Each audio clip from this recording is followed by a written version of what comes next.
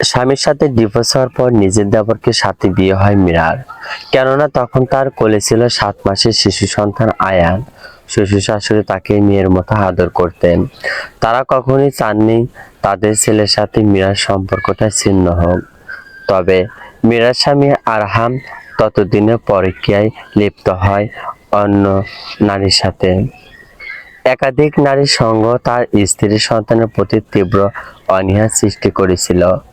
তাই বাবা মার সকল ইচ্ছে নিজের সন্তানের মীরার কথা না ভেবেই নিজ সিদ্ধান্তই এক প্রকার জোর করেই ডিভোর্স দিয়ে দেয় মীরাকে।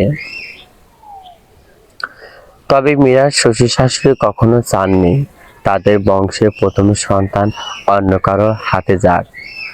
তারা মীরাকে কাছছাড়া করতে চাননি।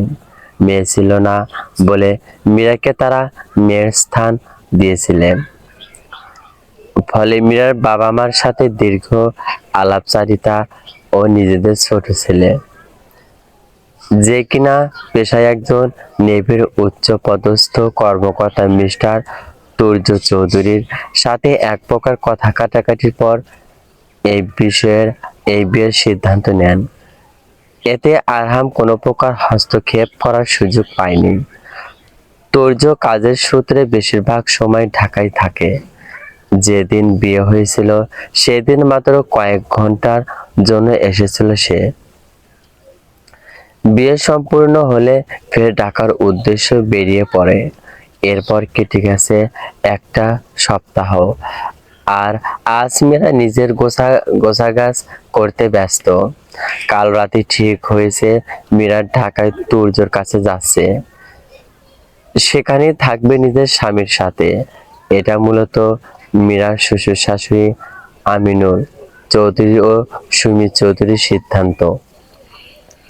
মীরার বাধা দেওয়ার সুযোগ পায়নি, আর না সে বাধা দিতে চায়। বাড়িতে আরহাম আছে যার মুখোমুখি সে হতে চায় না। ডিভোর্সের পর সে বাবার বাড়িতে ছিল। তুর্যর সাথে বিয়ে হওয়ার সূত্রে ফের এখানে থাকা পড়েছে। এখন এখানে থাকলে প্রতি মিনিটেই তার মুখ দর্শন করতে হবে তাকে। তাই মীরাও সিদ্ধান্ত নিয়েছে এমন কাপুরুষের মুখ দেখার চেয়ে ঢাকা চলে যা অধিকতর শ্রয়। বিয়ের পর পর তুর্যকে এক প্রকার দেখেছিল রমণী। কথা হয়েছে তাতে গোনা কবার।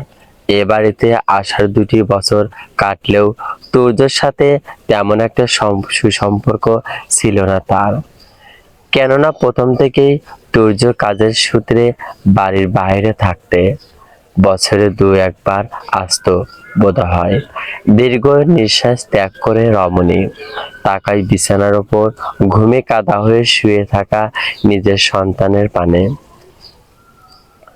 চোখ ফিরিয়ে নিয়ে মৃদু হেসে ধীরে হস্তে নিজের কাপড় চোপড় গুছিয়ে ব্যাগে রাখে। তুর্যর বেস্ট ফ্রেন্ড তন্ময় তাকে নিতে এসেছে। নিচে সকলের সাথে বসে আড্ডা দিচ্ছে সে। মীরাকে বলে দিয়েছে তাড়াতাড়ি রেডি হতে। এই ছেলেটাকে বেশ কয়েকবার দেখেছে মীরা। বড়ই চঞ্চল সে। মীরা ভেবে পায় না তুর্যর ন্যায় এত রকচটা গম্ভীর এক পুরুষের বেস্ট ফ্রেন্ড তন্ময়ের মতো একজন মানুষ কি করে হতে পারে। এ পরিবারের সাথেও তন্ময়ের বেশ সুসম্পর্ক রয়েছে। মাঝে মধ্যে তুর্যকে না জানিয়ে এ বাড়িও চলে আসে। সে ইতিম কিনা, নিজের পরিবার নেই বলে হয়তো এই পরিবারটাকে এত ভালোবাসে। মৃদু হাসে রমণী। ব্যাগপত্র গুছিয়ে রেডি করতেই শাশুড়ি সুমিত চৌধুরী এসে হাজির। মীরাকে দেখে আলতো হাতে জড়িয়ে ধরেন তিনি। শাশুড়ি মায়ের স্পর্শে বুকের ভেতরটা কেমন করে ওঠে মীরার। এই মানুষটার কাছ থেকে এতদিন যে মায়াটা পেয়েছে সেটা কোনোদিনও অস্বীকার করার মতো নয়। মীরার মাথায় হাত বুলিয়ে সুমিত চৌধুরী বললেন, সবকিছু গুছিয়েছিস তো মা? হ্যাঁ আম্মু, প্রায় সবই হয়ে গেছে। সুমিত চৌধুরী একবার তাকালেন বিছানার দিকে। যেখানে নিজের নাতি শুয়ে আছে। মৃদু হাসেন তিনি, ফের মীরাকে বলেন, কিছু বাদ পড়লো না তো? ওখানে গিয়ে যেন আবার বলিস না এটা আনিনি ওটা আনিনি। মীরা হেসে মাথা নাড়ে। শাশুড়িকে জড়িয়ে ধরে বলে, না আম্মা, না আম্মু, প্রয়োজনীয় সবই নিয়েছি। কিছুক্ষণ চুপ করে থেকে সুমিত চৌধুরী মীরার মুখের দিকে তাকিয়ে থাকেন। চোখের কোণে জমে থাকা পানিটা আড়াল করার চেষ্টা করেন তিনি। তারপর মীরার গালে হাত রেখে বলেন, তুই তুই আমাদের ছেড়ে যাস না মা। এটা তোর নিজের বাড়ি ছিল, আছে আর থাকবে, শুধু জায়গাটা বদলাচ্ছে। মীরার বুকটা বার হয়ে আসে। ধীরে ধীরে শাশুড়ির হাতের ওপর নিজের হাত রাখে সে। আমি জানি আম্মু। আর তুই যে কথাটা বলি থেমে যান সুমি চৌধুরী। মীরার চোখ তুলে তাকায়। তোর্য একটু অন্যরকম ছেলে, ছোটবেলা থেকেই নিজের মতো থাকে, কথাবার্তা কম, রাগটা আবার একটু বেশি, কিন্তু মনটা খারাপ নয়, অত্যন্ত দায়িত্বশীল সে। তবুও তোকে কষ্ট দেওয়ার মতো কিছু করলে আমাকে সঙ্গে জানাবি, আমাকে সঙ্গে সঙ্গে জানাবি, নিজের ভেতর জমিয়ে রাখবি না। মীরা কিছুক্ষণ চুপ থেকে মাথা নাড়ে, আনমনে বলে ওঠে, আম্মু, আমি ওনার কাছে কোনো প্রত্যাশা নিয়ে যাচ্ছি না, শুধু আমাকে যেন নিজের মতো থাকতে দেন। আমিও ওনাকে বিরক্ত করব না। সুমি চৌধুরী মৃদু হাসলেন। সংসার এভাবে হয় না মা। দুজন মানুষ পাশাপাশি থাকলে কিছুটা জায়গা দিতে হয়, আবার কিছুটা জায়গা নিতেও হয়। তুই সময় নিস, তোর যে কেউ সময় দিস। মীরা আর কিছু বলে না। সুমিত চৌধুরী এবার তার কপালে চুমুন দেন। নিজের যত্ন নিবি আর আমার নাতির খেয়াল রাখবি। মীরার চোখ দুটো ছলছল করে ওঠে। সে মুখটা ঘুরিয়ে নেয়। আপনি আপনি কাঁদবেন না আম্মু। আমি তো একেবারে যাচ্ছি না, মাঝে মধ্যে আসবো। সুমিত চৌধুরী অশ্রুসিক্ত নয়নে মীরার গালে হাত রাখে। বড় ছেলেটা হিরে চিনতে পারেনি। নিজে পছন্দ করে আরহামের জন্য মীরাকে বউ করে নিয়ে এসেছিলেন তিনি। আরহাম নিজেও মীরার জন্য পাগল ছিল। তার রূপের প্রশংসায় পঞ্চমুখ হতো। অথচ কোথা থেকে কি হলো কে জানে। একাধিক নারীর সঙ্গ তাকে নিজের সংসার হতে দূরে ঠেলে দিল। সুমিত চৌধুরীর বুকটা মোচড় দিয়ে ওঠে। তুই ভালো থাকবি, দেখে নিস। মীরা এবার শাশুড়িকে শক্ত করে জড়িয়ে ধরে। ঠিক তখনই দরজার বাইরে থেকে তন্ময়ের গলা ভেসে আসে, আন্টি, আমি আর 10 মিনিটে অপেক্ষা করব। এরপর না এলে মীরা ভাবিকে তুলে নিয়ে যাব কিন্তু। মীরা চোখ মুছে হেসে ফেলে। সুমিত চৌধুরীও হাসেন। এই ছেলেটার মুখ বন্ধ করার সাধ্য কারো নেই। বলতে বলতে বিছানায় ঘুমিয়ে থাকা আয়ানকে কোলে তুলে নিলেন তিনি। মীরা সেদিকে তাকিয়ে ব্যাগটা হাতে নেয়। ছোট্ট আয়ানকে নিয়ে ওখানে গিয়ে থাকাটা প্রথম দিকে অস্বস্তিকর মনে হলেও শাশুড়ির কথার উপর ভরসা করেই মীরা পা বাড়িয়েছে। সুমিত চৌধুরী চেয়েছিলেন যাতে মীরা তুর্যর আশেপাশে থাকে, তাদের সম্পর্কটা যাতে একটু উন্নতি হয়। ছোট্ট আয়ান যেন একজন বাবা প্রায়, আর তাই জন্য সবকিছু পায়ে ঢেলে তিনি সিদ্ধান্ত নিয়েছিলেন মীরা আইনকে তুর্যের কাছে পাঠাবেন। তুর্য এতে বাধা দেয়নি, বরং অদ্ভুত নীরব থেকেছে। সুমিত চৌধুরী নাতিকে বুকে আগলে মীরার পানে তাকালেন। মীরা মিষ্টি হাসলো। চলুন আম্মু। ঘর থেকে বের হতেই নিচে তন্ময়কে দেখা যায়। সোফায় বসে আমিনুল চৌধুরীর সঙ্গে বেশ জমিয়ে গল্প করছে। মীরাকে দেখেই উঠে দাঁড়ায় সে। অবশেষে ম্যাডাম এলেন। আমি তো ভাবছিলাম আজকে ঢাকা যা বাদ দিয়ে এখানেই রাত কাটাতে হবে। বলতে বলতে তন্ময় গিয়ে আয়নকে পরখ করলো। বাচ্চাটা ঘুমিয়ে গেছে দেখে আর জাগলো না। মীরা মৃদু হাসলো। একটু সময় লেগে গেল। ভাইয়া একটু, আপনি জানেন কতক্ষণ ধরে আমি ঘড়ির দিকে তাকিয়ে আছি।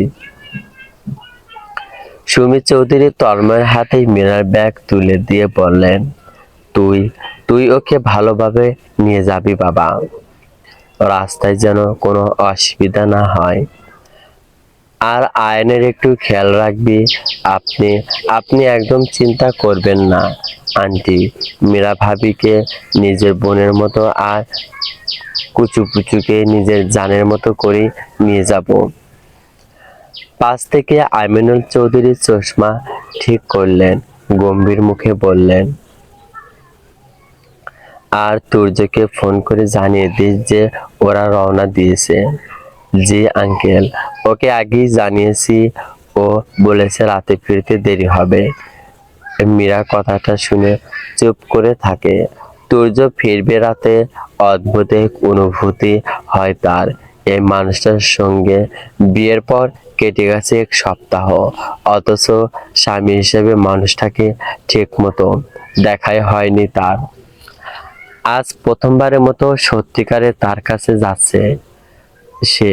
তন্ময় মীরার দিকে তাকিয়ে বলে, ভাবি চলেন। মীরা আর কিছু না বলে সবার কাছ থেকে বিদায় নেয়। ছেলেকে কোলে নেয় অতি যত্নের সহিত। সুমিত চৌধুরী তাকে দরজা পর্যন্ত এগিয়ে দিয়ে আবারও বললেন, পৌঁছে আমাকে ফোন করবি। করব আম্মু। আর তুর্যকে নিয়ে ভয় পাবি না। মীরা এক মুহূর্তের জন্য থেমে যায়। তারপর মৃদু হেসে বলে, ভয় পাচ্ছি না। গাড়িতে উঠে বসে সে কিছুক্ষণ চুপ। বাড়িটা পিছনে পড়ে থাকে। কিছুক্ষণ পর বাড়িটা পিছনে পড়ে থাকে। জানালার বাইরে তাকিয়ে মীরা নিঃশব্দে দীর্ঘ নিঃশ্বাস ফেলে। এই বাড়িটায় তার 2 বছর কেটেছে। প্রথমে আরহামের স্ত্রী হয়ে, তারপর তুর্যর স্ত্রী হয়ে। অথচ দ্বিতীয় পরিচয়টার সঙ্গে এখনো তার কোনো স্মৃতি তৈরি হয়নি। দীর্ঘ কয়েক ঘন্টার পথ পেরিয়ে যখন গাড়ি ঢাকার ব্যস্ত শহরে ভেতরে প্রবেশ করে, তখন রাত নেমে এসেছে। তন্ময় গাড়ি থামিয়ে মীরার দিকে তাকায়। পৌঁছে গেছি। মীরা জানালার বাইরে তাকায়।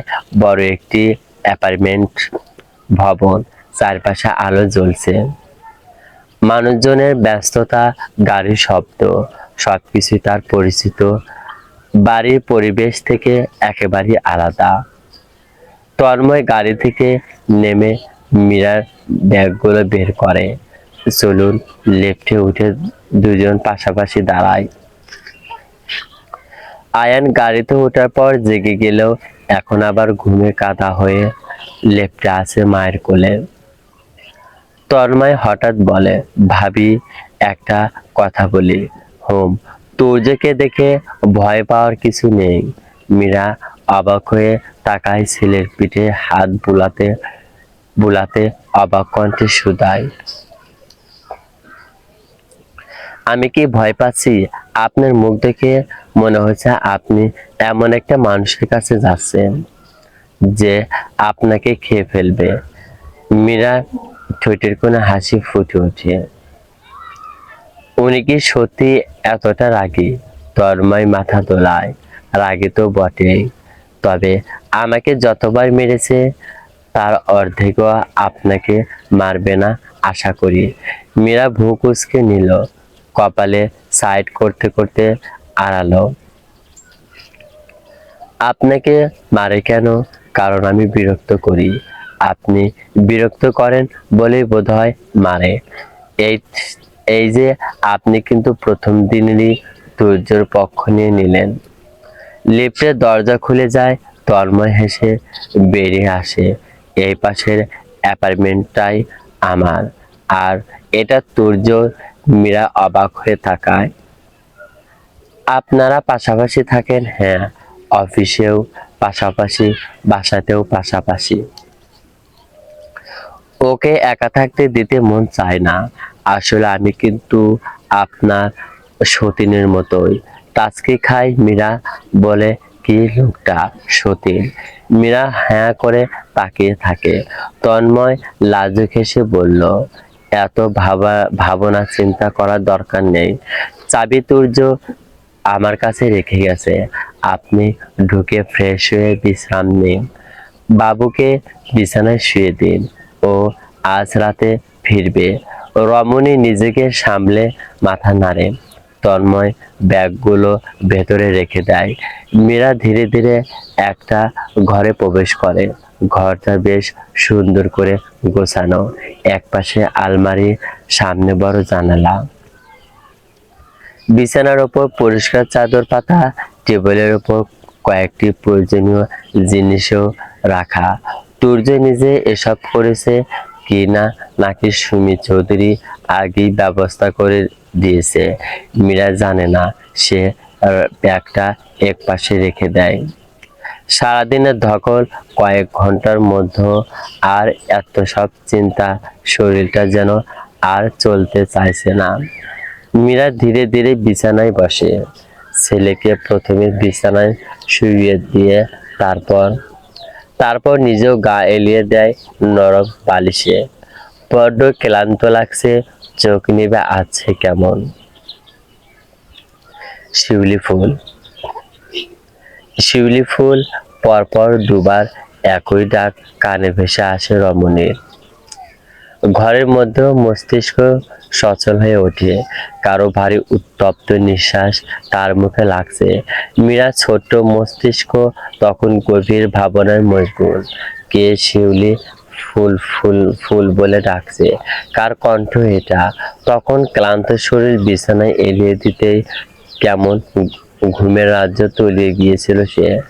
আয়নাকে জড়িয়ে এভাবেই ঘুমিয়ে পড়েছিল। তারপর কতক্ষণ কেটেছে জানা নেই। হুট করে মাঝরাতে এরূপ কোমল আওয়াজে নড়েচড়ে ওঠে মীরা। চোখ জোড়া পিটপিট করে তাকাতেই তার শরীর কেঁপে ওঠে। গলা শুকিয়ে কাঠ হয়। স্বপ্ন নাকি বাস্তব, তার মধ্যে ঠিক পার্থক্য করে উঠতে পারে না।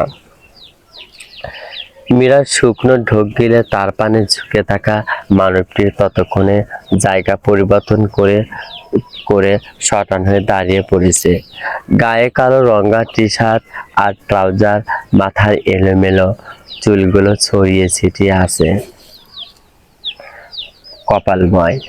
ডিম লাইটের মৃদু আলোয় পুরুষটির ঝাপসা দৃষ্টি, সুস্পষ্ট নজর কাড়ালো রমণীর। খেয়ে হারালো ততক্ষণ তীর তীর করে কাঁপতে থাকা অষ্টযুগল হতে আপনা আপনি নির্গত হলো। সূর্য, আপনি আপনি খাবার তৈরি। হাত মুখ ধুয়ে খাবারটা খেয়ে তারপর ঘুমিয়ে পড়ুন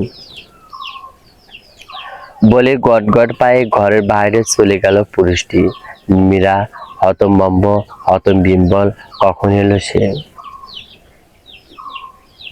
কখন খাবার তৈরি করলো? অথচ বাইরে থেকে আনলো কিনা তার কিছু মীরা জানে না। তবে এই মুহূর্তে পুরুষটির থেকে এরূপ ঠান্ডা আচরণ সে আশা করেনি। আর এই অদ্ভুত নামটা, সেটা কি আশা করেছিল? মীরা শুকনো ঢোক গিলে ফ্যাল ফ্যাল করে দরজার পানে তাকিয়ে রইল।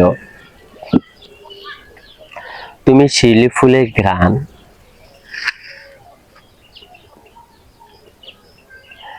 লেখিকা মোনালিসা মেহরাজন। তুমি শিউলি ফুলের মোনালিসা মেহরাজ। গভীর গভীর ভাবনায় বিপর থাকতে থাকতে ধীরে পায়ে বিছানা ছাড়ে মীরা। শুকনো ঢোক গিলে তপ্ত শ্বাস ফেলে তাকায় ছেলের পানে। মুখে আঙ্গুল চেপে ঘুমের মাঝে শিশুটি কেমন ঠোঁট নাড়াচ্ছে। খিদে পেয়েছে হয়তো, সেই বাড়িতে থাকাকালীন খেয়েছিল। পরে ঘুমের মধ্যে একবার মীরা আলতো হাতে ছেলেকে বিছানার মাঝ বরাবর শুইয়ে দিয়ে অসীমের দিকে পা বাড়ালো।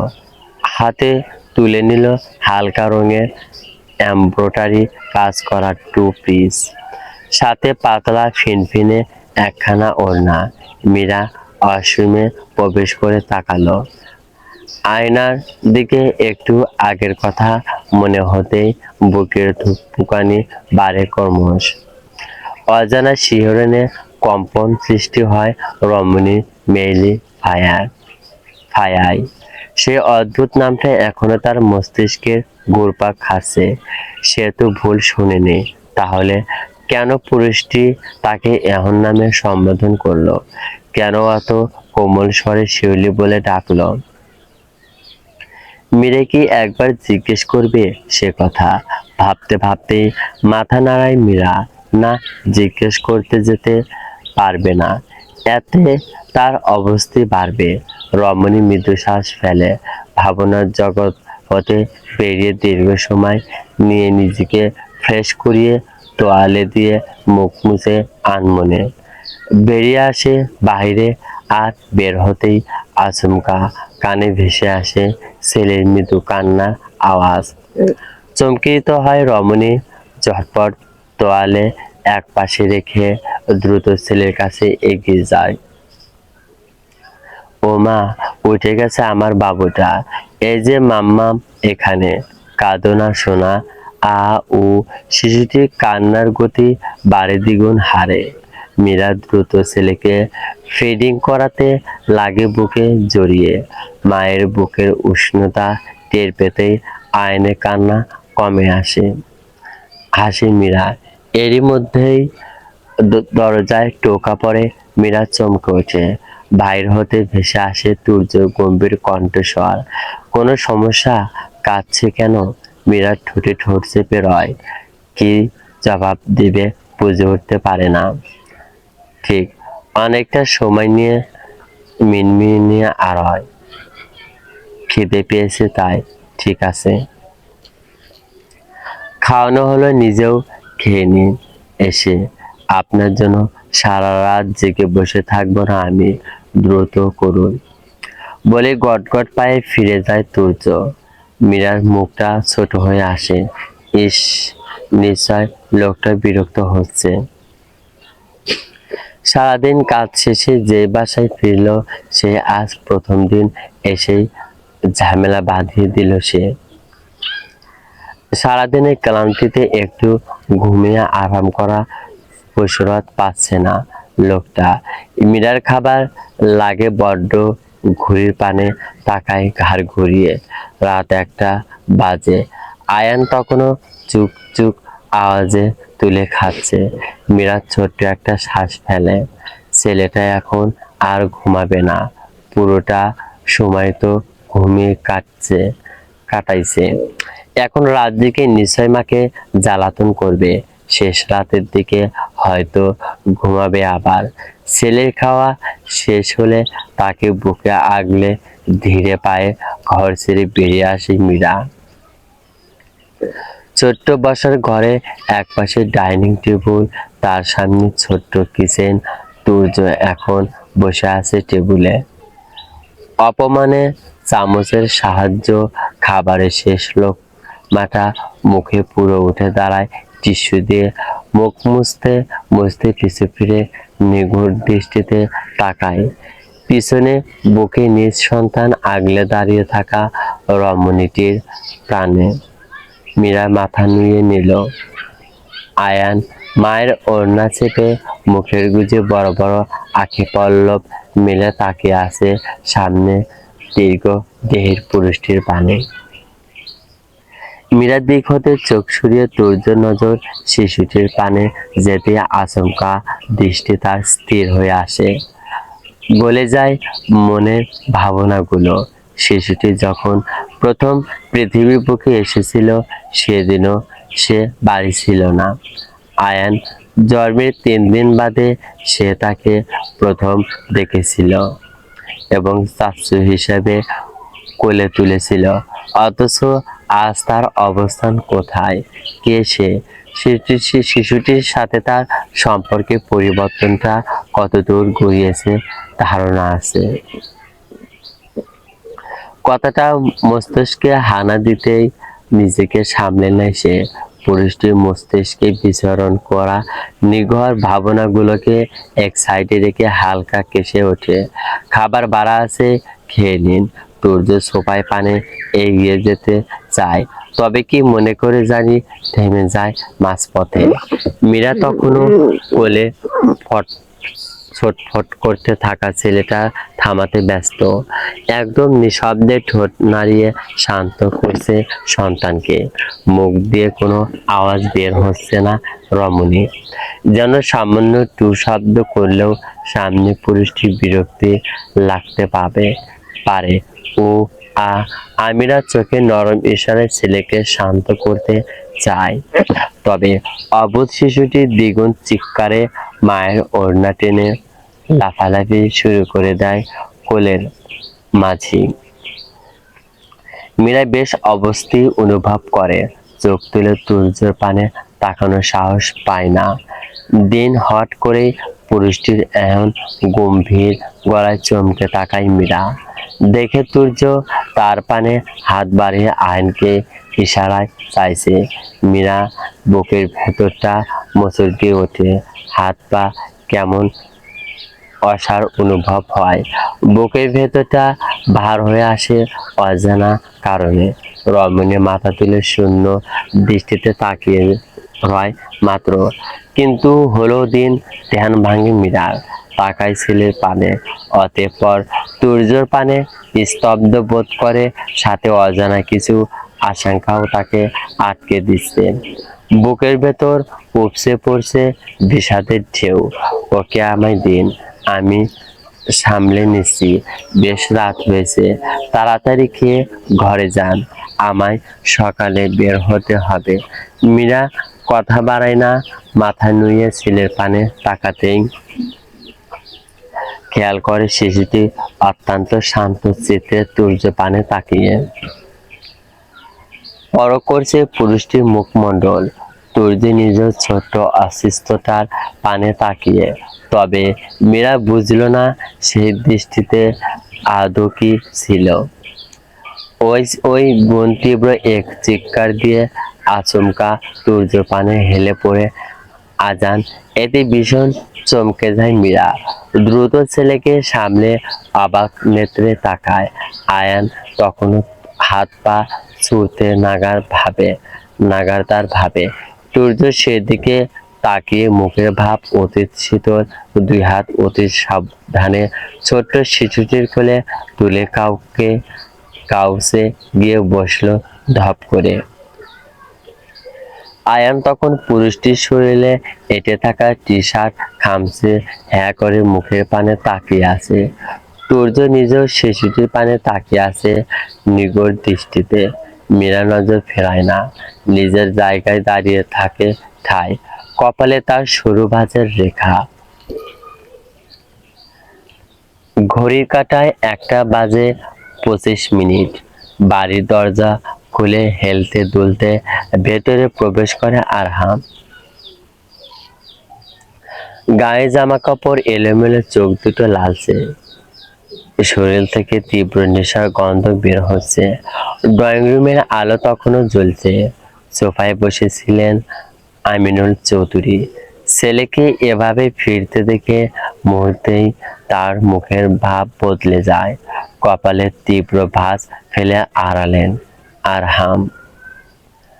কোনো উত্তর আসে না। বিপরীতে আরহাম জুতোর ফিতা খোলাও প্রয়োজন বোধ করল না। একবার বাবার দিকে তাকিয়ে আবার মুখ ঘুরিয়ে নেয়। কোথায় ছিলে এত রাতে? বাইরে জড়িয়ে যাওয়া কণ্ঠে উত্তর দেয় সে। আমিনুল চৌধুরী বুঝলেন আরহাম আজও নেশা করছে।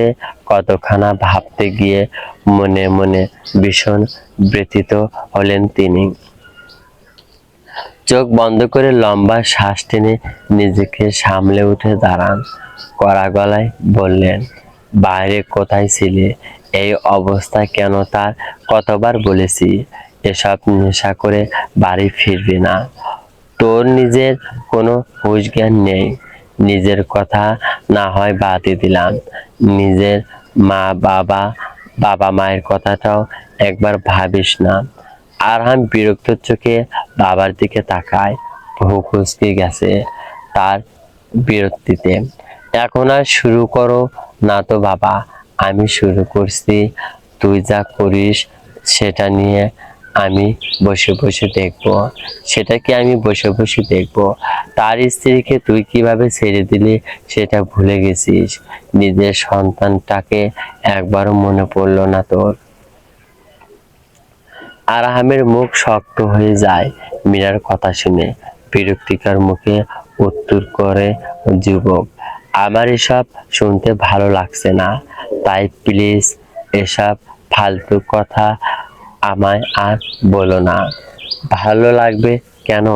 সত্যি কথাগুলো শুনতে কারোই ভালো লাগে না। মীরা এই বাড়ি থেকে চলে গেছে। তোর ছেলে কোথায় আছে জানিস? তোর নিজের ভাইয়ের কাছে, তবুও তোর মধ্যে কোনো অনুশোচনা নেই। আরহাম থমকায়, ভ্রু তার কুঁচকে যায় দ্বিগুণ। মীরা চলে গেছে সে তো জানে না। পরে মুহূর্তেই লাল হয়ে এলো তার মুখ, সাথে হেসেও দিল মৃদু, যে হাসিতে কোনো উষ্ণতা ছিল না। আমিনুল চৌধুরী ভ্রু কুঁচকে নিলেন। আরহাম দুই পা এগিয়ে এলো বাবার পানে, চুক চুক আওয়াজ করলো মুখ দিয়ে।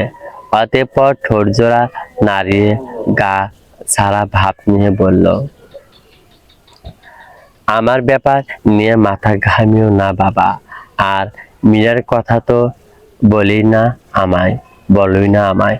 আরহাম, আমি খুব ক্লান্ত, কথা বলতে ইচ্ছা করছে না বলে টলতে টলতে সিঁড়ির দিকে এগিয়ে যায় আরহাম। আমিনুল চৌধুরী কিছুক্ষণ ছেলের পানে তাকিয়ে থাকেন, তারপর হতাশ হয়ে দীর্ঘশ্বাস ফেলেন তিনি। খুব কষ্ট হচ্ছে ছেলেটার জন্য। তিনি বুঝে উঠতে পারছেন না আরহামের এতটা নষ্ট হওয়ার কারণটা কি। কেন সে এতটা বিগড়ে গেল? কেন ভুলে গেল স্ত্রীর সন্তানকে? আমিনুল চৌধুরী ধপ করে সোফায় বসে পড়েন। চারিদিকটা অন্ধকার হয়ে আসছে কেমন। ছোট থেকেই আরহাম উগ্র মেজাজের, তুর্যও তাই। তবে তাদের দুজনের মধ্যে রয়েছে বিস্তর ফারাক। মীরাও তার সন্তান যেখানে আছে, যার কাছে আছে, তারা সেখানে ভালো থাকবে সে কথা তিনি জানেন। তবে আরহামও তো তার সন্তান, তার জন্য তো বড্ড চিন্তা হচ্ছে তার। খানিক বাদে মীরা টেবিলে একপাশে এসে বসে। খাবার সামনে থাকা সত্ত্বেও তার নজর বারবার চলে যাচ্ছে কাউচে বসে থাকা তুর্যর পানে। পুরোটা সময় তুর্য আয়নের দিকে তাকিয়ে আছে, কখনো শিশুটির ছোট্ট হাতের দিকে, কখনো মুখের দিকে। আয়নও যেন নতুন বাচ্চাটাকে চিনে নেওয়ার চেষ্টা করছে।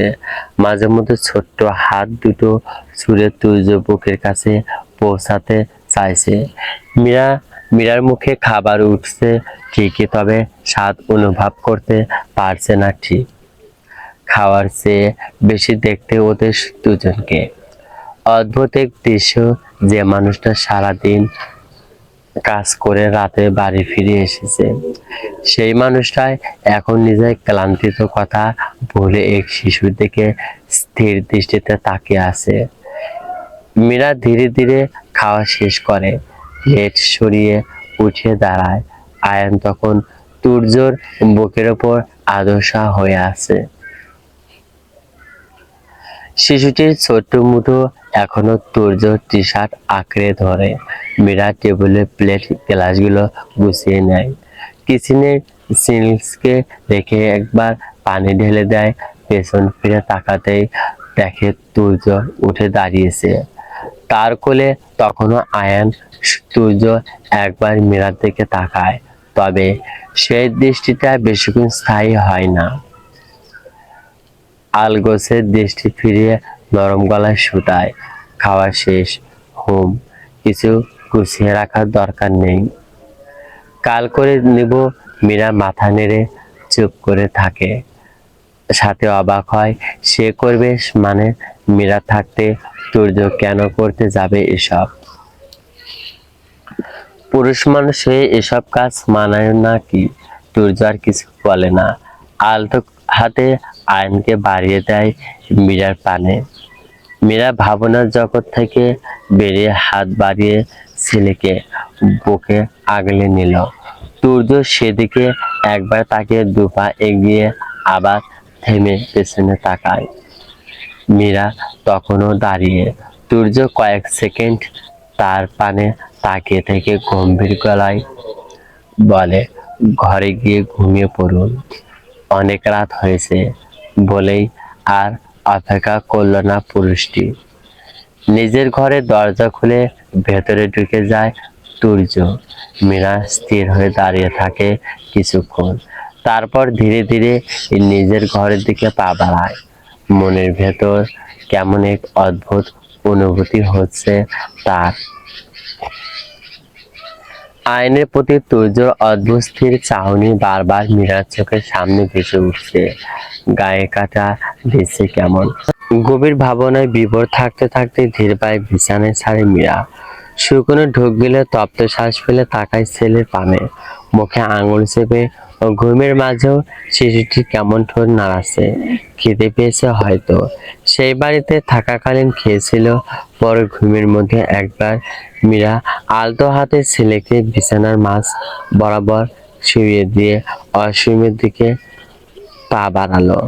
হাতে তুলে নিল হালকা রঙের এমব্রয়ডারি কাজ করা টু পিস, সাথে পাতলা ফিনফিনে একখানা ওড়না।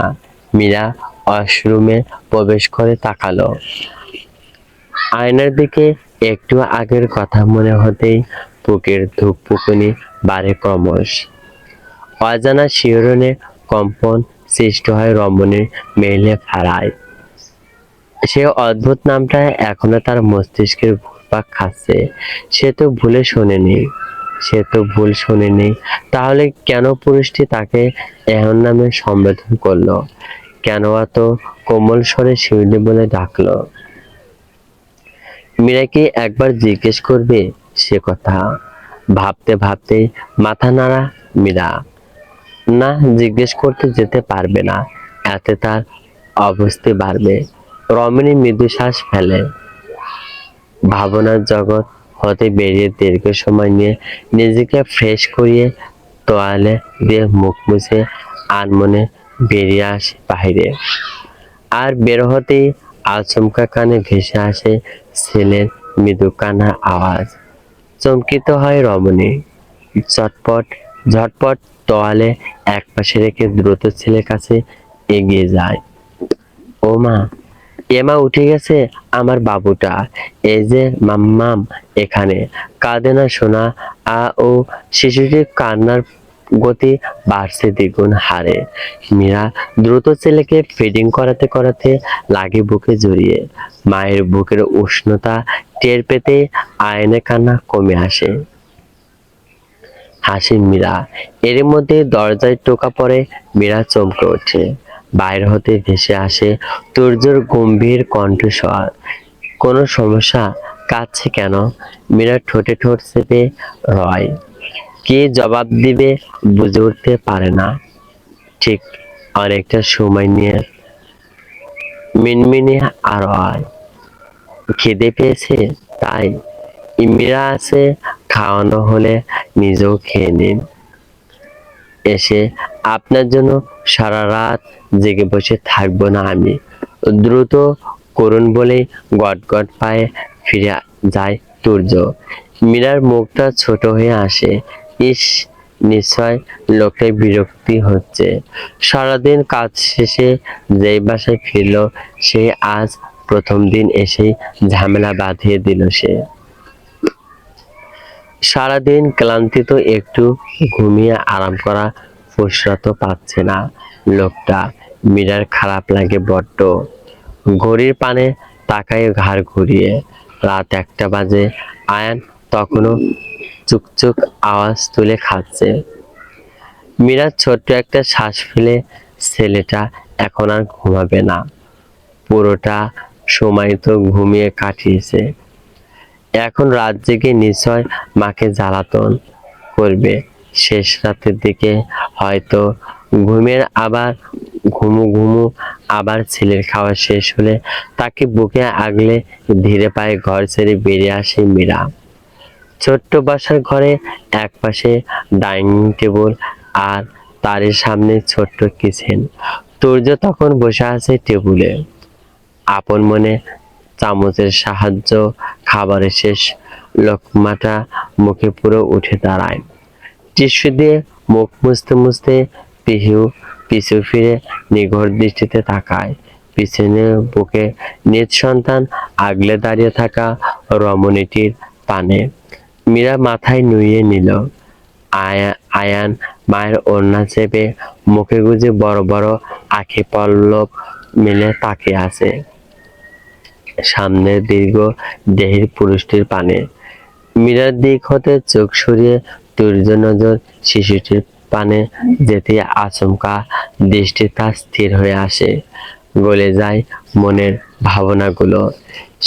শিশুটি যখন প্রথম পৃথিবীর বুকে এসেছিল সেদিনই সে বাড়ি ছিল না। আয়ান জন্মের 3 দিন বাদে সে তাকে প্রথম দেখেছিল এবং চাচু হিসেবে কোলে তুলেছিল। অথচ আজ তার অবস্থান কোথায়? কে সে? শিশুটির সাথে তার সম্পর্ক পরিবর্তনটা কতদূর গড়িয়েছে ধারণা আছে? কথাটা মস্তিষ্কে হানা দিতেই নিজেকে সামলে নেয় সে। পুরুষটির মস্তিষ্কে বিচারণ করা নিগড় ভাবনাগুলোকে এক সাইডে রেখে হালকা কেসে ওঠে, খাবার বাড়া আছে, খেয়ে নিন। তুর্য সোপার পানে এগিয়ে যেতে চায়, তবে কি মনে করে জানি না থেমে যায় মাঝপথে। মীরা তখনও কোলে ছটফট করতে থাকা ছেলেকে থামাতে ব্যস্ত। একদম নিঃশব্দে ঠোঁট নাড়িয়ে শান্ত করছে সন্তানকে। মুখ দিয়ে কোনো আওয়াজ বের হচ্ছে না। রমণী যেন সামান্য টু শব্দ করলেও সামনে পুরুষটির বিরক্তি লাগতে পারে। ওই আমিরা চোখের নরম ইশারায় ছেলেকে শান্ত করতে চায়, তবে অবোধ শিশুটি দ্বিগুণ চিৎকারে মায়ের ওড়না টেনে লাফালাফি শুরু করে দেয়। কোলের মাঝেই মীরা বেশ অবস্থি অনুভব করে। চোখ তুলে তুর্যর পানে তাকানোর সাহস পায় না। দিন হট করেই পুরুষটির এখন গম্ভীর গলায় চমকে তাকায় মীরা। চোখে তুর্য তার পানে হাত বাড়িয়ে আয়নকে ইশারায় চাইছে। মীরার বুকের ভেতরটা মোচড় দিয়ে ওঠে, হাত পা কেমন অসাড় অনুভব হয়, বুকের ভেতরটা ভার হয়ে আসে অজানা কারণে। রমণী মাথা তুলে শূন্য দৃষ্টিতে তাকিয়ে রয় মাত্র। কি হলো? দিন ধ্যান ভাঙ্গে মীরা, তাকায় ছেলের পানে। অতঃপর তুর্যর পানে স্তব্ধ বোধ করে, সাথে অজানা কিছু আশঙ্কা তাকে আটকে দিচ্ছে। বুকের ভেতর উপচে পড়ছে বিষাদের ঢেউ। ওকে আমায় দিন, আমি সামলে নিচ্ছি। বেশ রাত হয়েছে, তাড়াতাড়ি খেয়ে ঘরে যান, আমায় সকালে বের হতে হবে। মীরা কথা বাড়ায় না, মাথা নুয়ে ছেলের পানে তাকাতেই খেয়াল করে শিশুটি অত্যন্ত শান্ত চিত্রে তুর্যের পানে তাকিয়ে পরখ করছে পুরুষটির মুখমণ্ডল। তুর্য নিজ ছোট্ট অসুস্থতার পানে তাকিয়ে, তবে মীরা বুঝল না সেই দৃষ্টিতে আদৌ কি ছিল। ওহ গুই! তীব্র এক চিৎকার দিয়ে আচমকা তুর্যের পানে হেলে পড়ে আয়ান। এত ভীষণ চমকে যায় মীরা, দ্রুত ছেলেকে সামলে অবাক নেত্রে তাকায়। আয়ান তখনও হাত পা ছুড়ছে নাগাতার ভাবে। তুর্য সেদিক পানে তাকিয়ে মুখে ভাব অতি শীতল, দুই হাতে অতি সাবধানে ছোট্ট শিশুটিকে কোলে তুলে কাউকে গিয়ে বসলো ধূপ করে। আয়ান তখন পুরুষটির শরীরে এঁটে থাকা টি শার্ট খামচে হ্যাঁ করে মুখের পানে তাকিয়ে আছে। তুর্য নিজেও শিশুটির পানে তাকিয়ে আছে নিগড় দৃষ্টিতে। মীরা নজর ফেরায় না, নিজের জায়গায় দাঁড়িয়ে থাকে ঠাই, কপালে তার সরু ভাঁজের রেখা।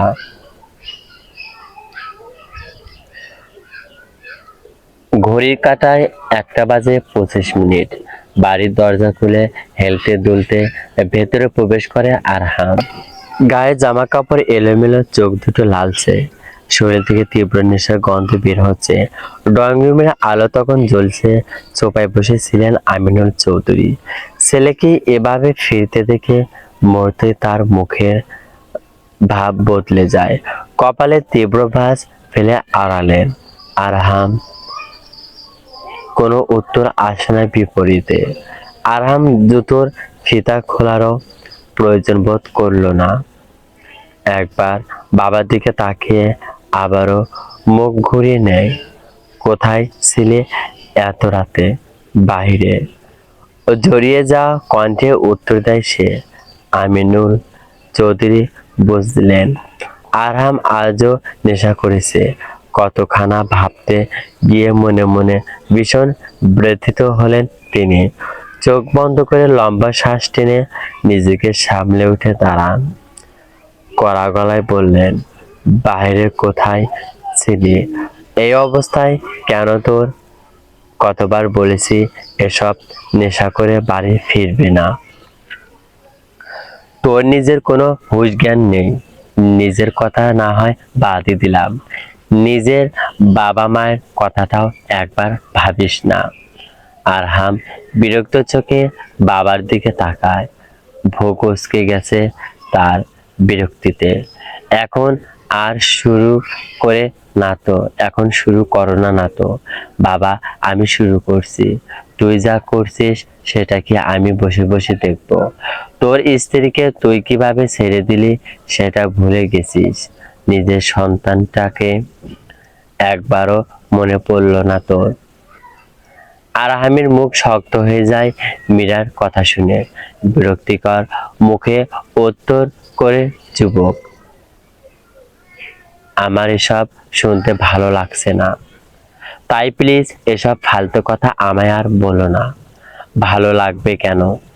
সত্যি কথাগুলো শুনতে কারোই ভালো লাগে না। ইমিরা এবারই কয়েক চলে গেছে, বাড়ি থেকে চলে গেছে। তোর ছেলে কোথায় আছে জানিস? তোর নিজের ভাইয়ের কাছে। তবুও তোর মধ্যে কোনো অনুশোচনা নেই। আরহাম থমকায়। ভূত আর কুচকে যায় দ্বিগুণ। মীরা চলে গেছে, সে তো জানে না পরের মুহূর্তেই লাল হয়ে এলো তার মুখ। সাথে হেসেও দিল মৃদু, যে হাসিতে কোনো উষ্ণতা ছিল না। আমিনুল চৌধুরী ভ্রু কুঁচকে নিলেন। আরহাম 2 পা এগিয়ে এলো বাবার পানে। চুকচুক আওয়াজ করলো মুখ দিয়ে। অতঃপর ঠোঁট জোড়া নাড়িয়ে গা ছাড়া ভাব নিয়ে বলল, আমার ব্যাপার নিয়ে মাথা ঘামিও না বাবা। আর মীরার কথা তো ভালোই ভালোই না আমায়। আরহাম, বলোই না আমায়। আমি খুব ক্লান্ত, কথা বলতে ইচ্ছা করছে না বলে টলতে টলতে সিঁড়ির দিকে এগিয়ে যায় আরহাম। আমিনুল চৌধুরী কিছুক্ষণ ছেলের পানে তাকিয়ে থাকেন। তারপর হতাশ হয়ে দীর্ঘশ্বাস ফেলেন তিনি। মুখ কষ্ট হচ্ছে, খুব কষ্ট হচ্ছে ছেলেটার জন্য। তিনি বুঝে উঠতে পারছে না আরহামের এতটা নষ্ট হওয়ার কারণটা কি। কেন সে এতটা বিগড়ে গেল? কেন ভুলে গেল স্ত্রীর সন্তানকে? আমিনুল চৌধুরী ধপ করে সোফায় বসে পড়েন। চারিদিকটা অন্ধকার হয়ে আছে কেমন। ছোট থেকেই আরহাম উগ্র মেজাজের তুর্য, তাই তবে তাদের দুজনের মধ্যে রয়েছে বিস্তর ফারাক। মীরা ও তার সন্তান যেখানে আছে, যার কাছে আছে, তারা সেখানে ভালো থাকবে সে কথা তিনি জানেন। তবে আরহামও তো তার সন্তান, তার জন্য তো বড্ড চিন্তা হচ্ছে তার। খানিক বাদে মীরা টেবিলের এক পাশে এসে বসে। খাবার সামনে থাকা সত্ত্বেও তার নজর বারবার চলে যাচ্ছে কাউচে বসে থাকা তুর্যর পানে। পুরোটা সময় তুর্য আয়নের দিকেই তাকিয়ে আছে, কখনো শিশুটির ছোট্ট হাতের দিকে, কখনো মুখের দিকে। আয়নও যেন নতুন মানুষটাকে চিনে নেওয়ার চেষ্টা করছে। মাঝে মধ্যে ছোট্ট হাত দুটো ছুঁড়ে তুর্যের বুকের কাছে পৌঁছাতে চাইছে। মীরার মুখে খাবার উঠছে ঠিকই, তবে স্বাদ অনুভব করতে পারছে না ঠিক। খাওয়ার চেয়ে বেশি দেখছে ওদের দুজনকে। অদ্ভুত এক দৃশ্য, যে মানুষটা সারাদিন কাজ করে রাতে বাড়ি ফিরে এসেছে, সে মানুষটা এখন নিজের ক্লান্তিত কথা বলে এক শিশুর দিকে স্থির দৃষ্টিতে তাকিয়ে আছে। মীরা ধীরে ধীরে খাওয়া শেষ করে প্লেট সরিয়ে উঠে দাঁড়ায়। আয়ান তখন তুর্যর বুকের ওপর আদশা হয়ে আছে। শিশুটির ছোট্ট মুঠোট এখনো তুর্যর টি শার্ট আঁকড়ে ধরে। মীরা টেবিলে প্লেট গ্লাসগুলো গুছিয়ে নেয়, কিচেনের সিলিংকে রেখে একবার পানি ঢেলে দেয়। পেছনে ফিরে তাকাইতেই দেখে তুর্য উঠে দাঁড়িয়েছে, তার কোলে তখনও আয়ান। তুর্য একবার মীরার দিকে তাকায়, তবে সেই দৃষ্টি তা বেশিক্ষণ স্থায়ী হয় না। আলগোছা দৃষ্টি ফিরিয়ে নরম গলায় শুধায়, খাওয়া শেষ? হুম। কিছু গুছিয়ে রাখার দরকার নেই, কাল করে নেব। মীরা মাথা নেড়ে চুপ করে থাকে, সাথে অবাক হয়। সে করবে মানে? মীরা থাকতে তুর্য কেন করতে যাবে এসব? পুরুষ মানুষ হয়ে এসব কাজ মানায় নাকি? তুর্য আর কিছু বলে না, আলতো হাতে আয়নকে বাড়িয়ে দেয় মীরার প্রাণে। মীরা ভাবনার জগৎ থেকে বেরিয়ে হাত বাড়িয়ে ছেলেকে বুকে আগলে নিল। তুর্য সেদিকে একবার তাকিয়ে দুই পা এগিয়ে আবার থেমে পেছনে তাকায়। মীরা তখনও দাঁড়িয়ে। তুর্য কয়েক সেকেন্ড তার পানে তাকিয়ে থেকে গম্ভীর গলায় বলে, ঘরে গিয়ে ঘুমিয়ে পড়ুন, ঘরে গিয়ে ঘুমিয়ে পড়ুন, অনেক রাত হয়েছে। বলেই আর অপেক্ষা করল না পুরুষটি। নিজের ঘরের দরজা খুলে ভেতরে ঢুকে যায় তুর্য। মীরা স্থির হয়ে দাঁড়িয়ে থাকে কিছুক্ষণ, তারপর ধীরে ধীরে নিজের ঘরের দিকে পা বাড়ায়। মনের ভেতর কেমন এক অদ্ভুত অনুভূতি হচ্ছে তার। আয়নের প্রতি তুর্যের অদ্ভুত স্থির চাহনি বারবার মীরার চোখের সামনে ভেসে উঠছে। গায়ের কাটা দিচ্ছে কেমন? যদি গল্পটি ভালো লাগে অবশ্যই কমেন্টে জানিয়ে দেবেন। আপনাদের কমেন্ট পেয়ে গেলে পরবর্তী পার্ট দ্রুত আপলোড করার চেষ্টা করব। প্লিজ চ্যানেলটি সাবস্ক্রাইব করবেন, ভিডিওটি শেয়ার করবেন। Subscribe to my channel please, চলবে।